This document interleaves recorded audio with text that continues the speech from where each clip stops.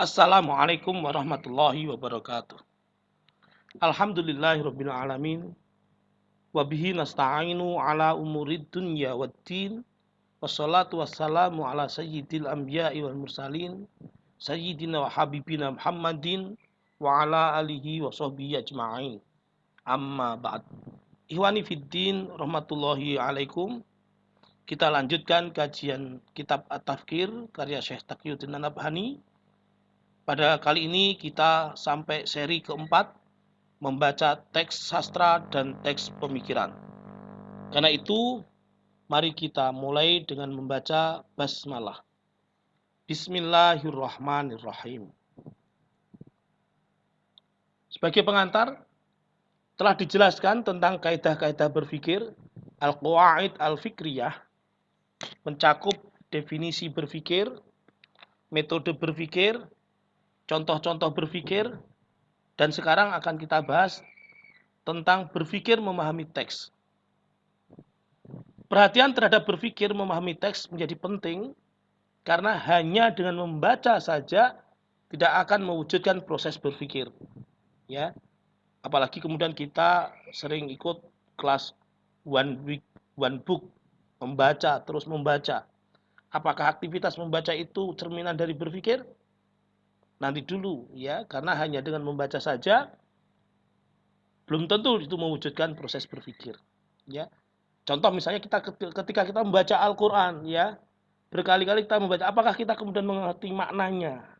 Nah, itu satu muskilah ya, satu pertanyaan yang kemudian perlu kita renungkan sehingga memperkuat statement bahwa membaca saja itu tidak mewujudkan proses berpikir. Dan memang faktanya begitu. Mengapa? Karena membaca dan menulis merupakan sarana berpikir, bukan berpikir itu sendiri. Banyak sekali orang membaca teks, tapi dia sendiri tidak berpikir, sehingga dia tidak memahaminya. Membaca teks pengantar tidur misalnya. Membaca dan menulis tidak akan membangkitkan dorongan apapun terhadap jiwa dan akal untuk melakukan proses berpikir. Ini karena proses berpikir itu diwujudkan oleh adanya fakta dan informasi. Sedangkan bacaan itu bukanlah fakta yang bisa dijadikan sebagai objek berpikir. Juga bukan sebagai informasi yang bisa digunakan untuk menafsirkan fakta. Membaca ya membaca gitu saja. Bacaan itu tidak ada nilainya dalam proses berpikir. Bacaan hanyalah sebuah ungkapan dari sebuah pemikiran. Jika seseorang membaca kemudian dia bisa memahami ungkapan dari yang dibacanya itu, maka dirinya itu baru bisa disebut berpikir. Karena kemampuannya yang baik dalam memahami ungkapan teks yang dibacanya. Bukan karena aktivitas membacanya itu sendiri. Membaca itu kan aktivitas mata kan. Sementara berpikir itu aktivitas otak. Allah ciptakan mata memang untuk melihat, untuk membaca. Allah ciptakan otak memang untuk menyimpan maklumat sabiqoh, yang kemudian maklumat sabiqoh itu menjadi informasi yang menafsirkan fakta. Jika sebaliknya, maka pada dirinya tidak akan terwujud pemikiran.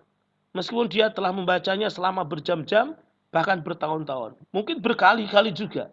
Saking sukanya membaca novel sampai berkali-kali dibaca terus nangis hasilnya misalnya. Begitu. Bukan pemikiran. Membaca itu bukan sebuah pemikiran. Karena itu, ikhwan fillah rahmatullahi alaikum, harus ada pembahasan mengenai proses berpikir tentang berbagai teks dan bagaimana cara memahaminya. Teks tertulis menurut Syekh Taqiyuddin yang paling penting ada 4, yaitu teks sastra, teks pemikiran dan teks hukum, teks pemikiran, teks hukum dan teks politik. Ya. Pada pertemuan keempat ini kita akan membahas teks sastra dan teks pemikiran satu sesi. Famun nususil adabiyah. Contoh. Ada kalimat berikut. Wahai pelindungku dan tuanku yang cintaku baginya, sandaranku hanya kepadanya dan nikmatku hanya darinya. Orang yang dikekalkan Allah untuk menajamkan tekad dan harapan mulia.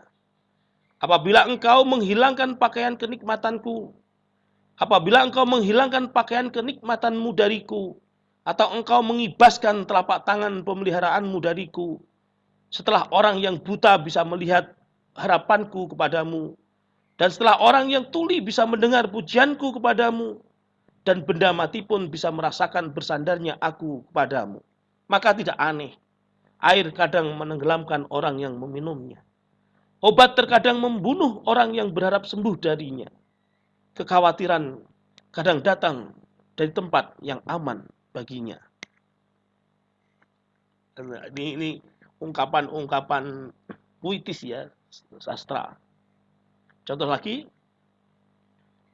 buku adalah wadah yang penuh dengan ilmu, tempat yang syarat dengan perhiasan, bejana yang mengandung gurauan dan kesungguhan.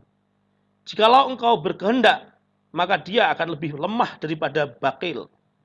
Jikalau engkau berkehendak, maka dia akan lebih jelas daripada Sahban bin Wail. Jikalau engkau berkehendak, maka engkau akan tertawa karena bualan-bualannya. Dan jikalau engkau berkehendak, maka engkau akan takjub karena keanehan faidahnya. Itu Masya Allah, ini juga sastra juga. Kalau saya dulu pernah mempunyai sastra itu, entah dari mana awalnya.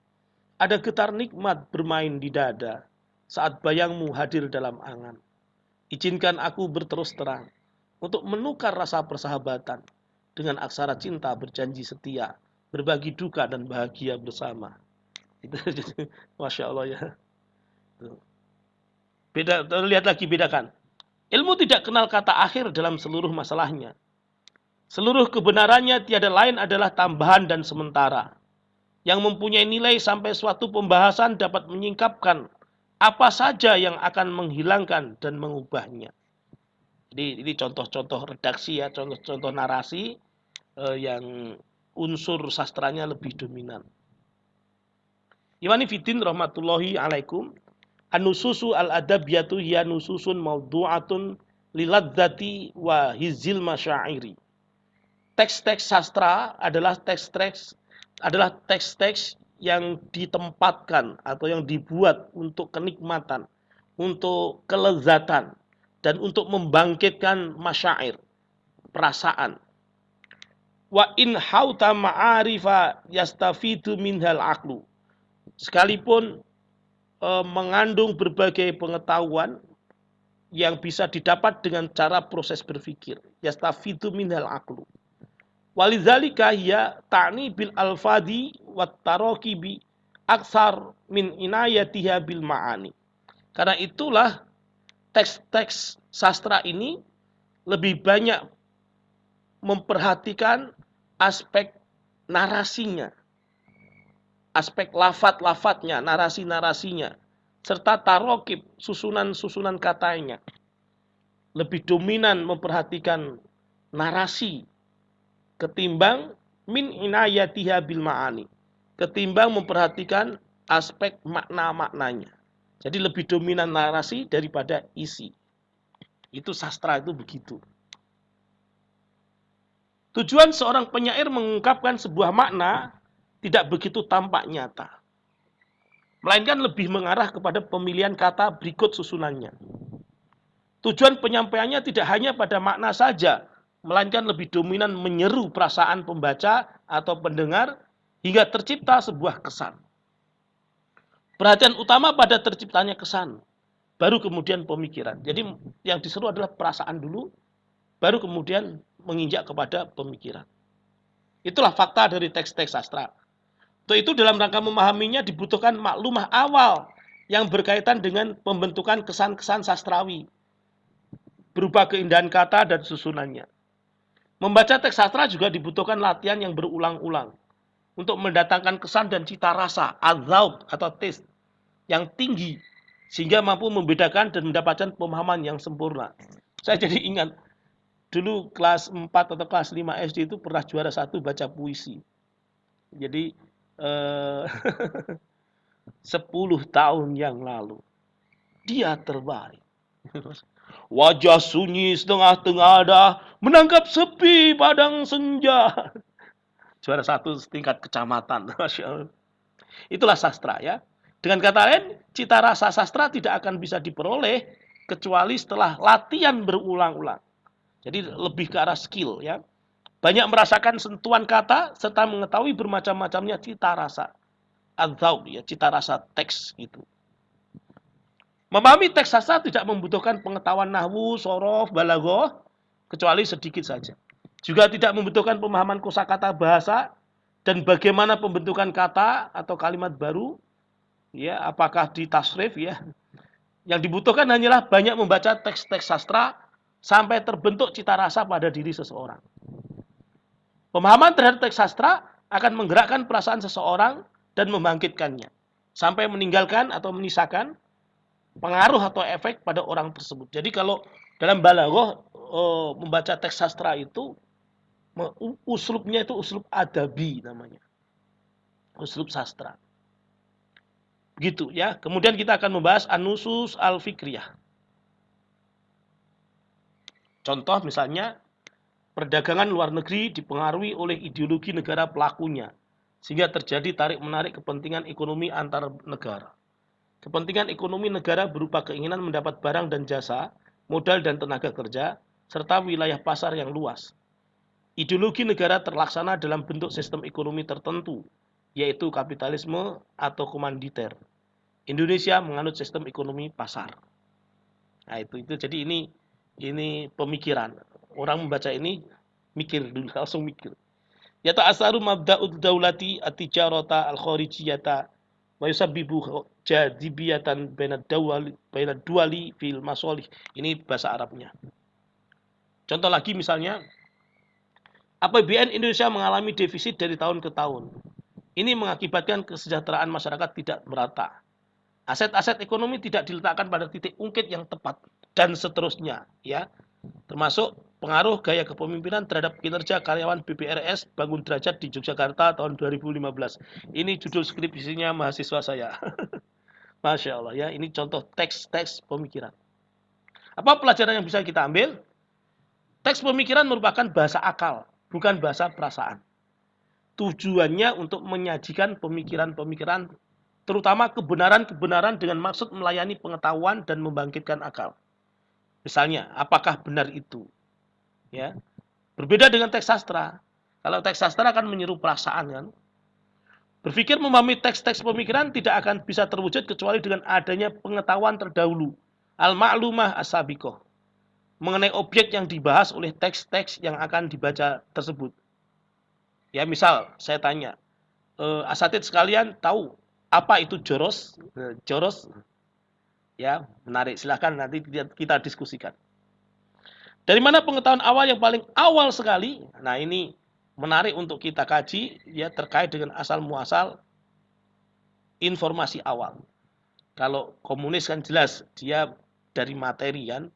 Kalau kita kan dari Allah mengajarkan wa 'allama adamal asma'a kullaha tsumma aratum dan seterusnya itu. Memahami teks pemikiran menuntut adanya pemahaman terhadap makna teks, termasuk susunan kata dalam teks tersebut. Memahami teks pemikiran tidak cukup hanya berupa informasi bahasa saja, karena hanya akan menghasilkan penafsiran bahasa. Misal, apa yang ada dalam benak antum jika disebutkan kata perang? Itu kan otomatis langsung, oh, perang. Apa yang dalam pikiran kan ada. Apakah pertempuran, ataukah perkelahian, ataukah war, battle, al-harb, atau al-qital, atau al-jihad, atau ghazwah, atau surah. Itu semua mengacu kepada satu kata, itu perang. Jika memahami teks hanya dengan informasi bahasa, bisa membuat orang tersesat. Ya, contoh misalnya kata jihad, dimaknai dengan informasi bahasa berarti sungguh-sungguh, sehingga ada istilah jihad ekonomi, ya kan? Jihad pendidikan, sungguh-sungguh dalam bidang ekonomi, sesungguh-sungguh dalam bidang pendidikan. Saya sering guyon sama mahasiswa saya itu. Antum di kelas misalnya pas belajar sungguh-sungguh menahan mau buang air, berarti jihad. Secara bahasa, naudzubillah min dzalik. Ya, kalau seperti itu agama bisa rusak betul kalau dikembalikan kepada makna bahasa saja. Ada makna syarak, kan? Itu. Panduan dalam mendefinisikan ada definisi syarak, definisi bahasa sesuai dengan kaidah bahasa, dan definisi fakta. Ini pernah kita sampaikan pas pertemuan kaidah, ya, kaidah berpikir. Maka pengetahuan terdahulu yang diperlukan untuk memahami teks pemikiran adalah yang setaraf dengan pemikiran yang dikandung oleh teks, bukan sekedar informasi saja. Sehingga bisa ditemukan pembatasan dan pembedaan dengan yang lain. Jadi harus adil melihat realitas. Teks pemikiran itu segini, maka maklumah sabikonya juga harus nyambung, sama. Memahami teks pemikiran bukan untuk mendapatkan kenikmatan, bukan pula untuk mengetahui maknanya saja, melainkan untuk diambil dan bisa diamalkan, atau bahkan untuk ditinggalkan dan diperangi. Makanya ketika studi kasus ya, ketika kita OWOP ya, one way, one big, one book ini dibedah apa diamputasi. Ya, ini perlu dikaji. Jadi bukan sekedar kemudian kita mengkomparasi atau tambal sulam, bukan begitu. Karena ada kepentingan pemikiran kita itu tunduk kepada pemikiran mereka atau kemudian tunduk kepada akidah Islam atau mabda Islam. Makanya di awal sudah saya sampaikan untuk kitab At-Tafkir saya tidak membedah dan tidak apalagi mengamputasi. Ini saya hanya menyajikan saja, menjelaskan ya bersama-sama belajar. Ya, misal contoh pemikiran Islam, filsafat dan logika, ya kajian ideologi dan lain-lain itu contoh-contoh pemikiran yang harus kemudian kita sikapi dengan adil begitu. Islam tidak melarang adanya kajian pemikiran, bahkan membolehkannya. Islam tidak melarang mengambil pemikiran dari luar Islam, bahkan juga membolehkannya. Hanya saja Islam telah menjadikan akidah Islam sebagai landasan bagi seluruh pemikiran dan standar untuk mengambil atau menolak suatu pemikiran tertentu dari luar Islam. Jika bertentangan dengan akidah Islam harus ditolak dan tidak boleh diambil. Ya, hati-hati, sekulerisme itu lembut memasuki pemikiran, alam pemikiran kita. Nauzubillah min dzalik ya, semoga kita terlindungi dari sekulerisme. Begitu. Wallahu alam bisawab. Terima kasih. Lebih banyak nanti kita diskusikan. Assalamualaikum warahmatullahi wabarakatuh.